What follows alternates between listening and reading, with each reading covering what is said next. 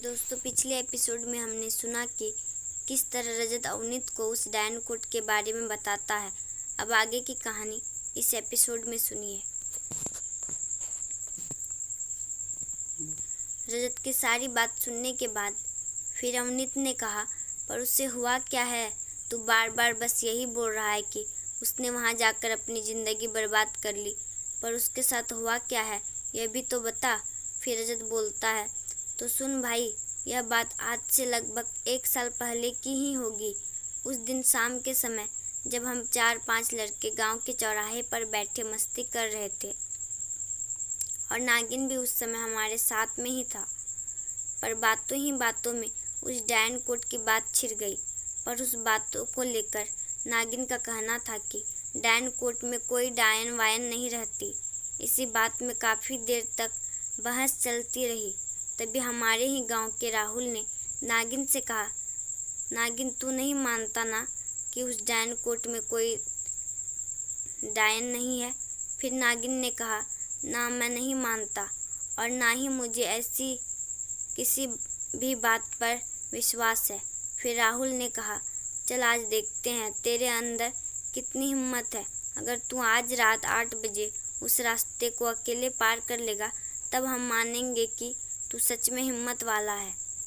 हम सब वहाँ बैठे बैठे दोनों की बातें सुने जा रहे थे और हमें बस यही लग रहा था कि दोनों बस मजाक कर रहे हैं और कुछ नहीं। पर फिर नागिन ने कहा, ठीक है मैं आज जाऊंगा, पर मुझे क्या मिलेगा?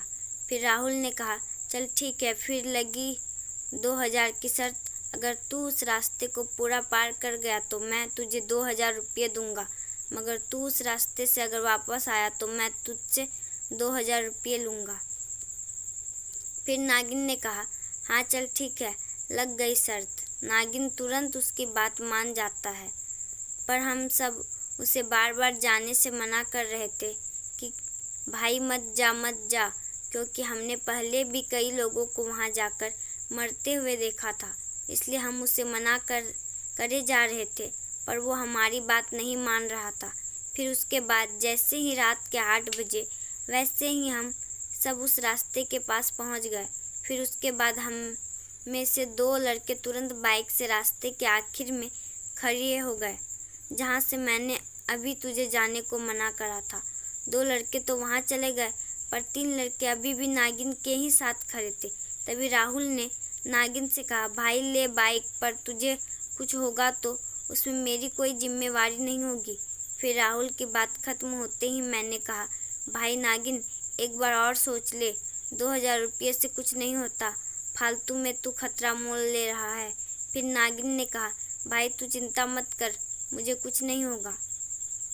फिर उसके बाद नागिन ने राहुल से उसकी बाइक की चाबी ली और तुरंत बाइक स्टार्ट करके निकल गया।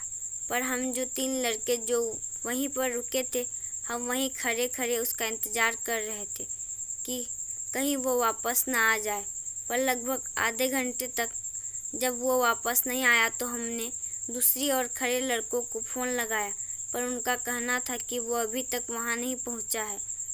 हमने जैसे ही यह सुना तो हम काफ़ी घबरा गए, क्योंकि वो रास्ता मुश्किल से 20 मिनट का ही होगा और हमें उस समय कुछ समझ में ही भी नहीं आ रहा था कि हम क्या करें। पर तभी हमने सोचा कि अब हमें उन सब के पास जाना जाए, फिर सोचेंगे कि क्या करें। फिर उसके बाद हम तीनों दूसरे रास्ते से होकर अपने बाकी 2 दोस्तों के पास जब तक गए तब तक लगभग 1 घंटा हो गया था, पर तभी भी नागिन वहाँ नहीं पहुँचा था।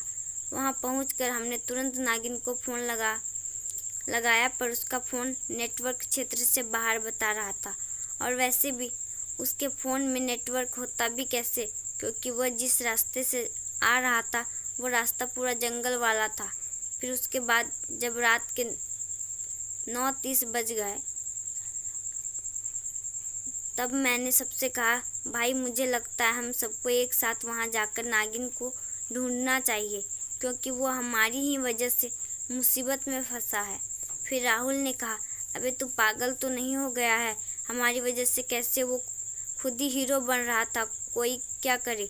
फिर राहुल की बात सुनकर मैंने गुस्से में कहा, तू तो चुप ही हो जा, जब तुझे पता ही है कि उस रास्ते में डायन रहती है तो क्या ज़रूरत थी तुझे शर्त लगाने की। और बोल रहा मेरी क्या गलती है, वो हमारा दोस्त है, हमें उसे ढूंढने जाना ही चाहिए। फिर मेरी बात खत्म होते ही हमारे ही साथ के लोकेश ने कहा, रजत सही तो बोल रहा है राहुल, हमारी क्या गलती है, हम सब क्यों मरने जाए वहाँ, वो खुद ही तो हीरो बन रहा था, हमने तो पहले ही मना करा था उसे, पर वो माना ही नहीं। फिर मैंने कहा, भाई तुम दोनों कैसी बात कर रहे हो, वो हमारा दोस्त है, हम उसे ऐसे तो छोड़ नहीं सकते, इसलिए भाइयों चलो उसे ढूंढ कर आते हैं। फिर मेरी बात सुनकर एक दो लड़के जाने को तैयार तो हो गए, पर राहुल और लोकेश अभी भी जाने को तैयार नहीं हो रहे थे।